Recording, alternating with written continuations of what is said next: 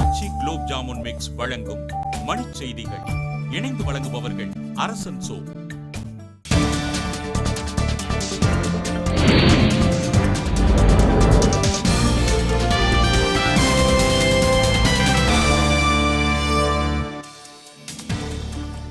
நிலக்கரி சுரங்க ஒதுக்கீட்டுக்கு புதிய விதிமுறைகளை கையாள நடுவண் அமைச்சரவை ஒப்புதல்.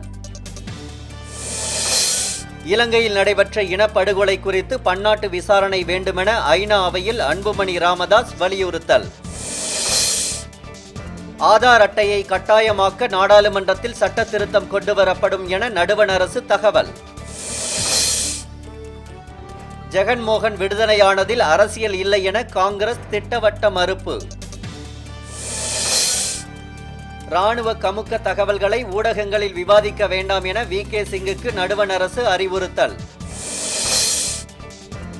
உதகையில் 2ஆம் பருவ விழா தொடக்கம். இயற்கை அழகை ரசிக்க குவியும் சுற்றுலா பயணிகள். கோவையில் தானிக்களுக்கு கட்டணம் நிர்ணயம் செய்வது தொடர்பாக ஆட்சியர் தலைமையில் ஆலோசனை. பல்லடம் அருகே போலி பத்திரம் தயாரித்து நிலத்தை அபகரித்த 3 பேர் கைது. பொள்ளாச்சி அருகே இருசக்கர ஊர்தி மீது பேருந்து மோதிய விபத்தில் 2 பேர் உயிரிழப்பு. கிங்பிஷர் வானூர்தி சேவையில் வெளிநாட்டு முதலீட்டை அனுமதிப்பது குறித்து ஆலோசித்து வருவதாக விஜய் மல்லையா தகவல். ஆச்சி குலோப் ஜாமுன் மிக்ஸ் வழங்கிய மணிச் செய்திகள். இணைந்து வழங்கியவர்கள் அரசன் சோ.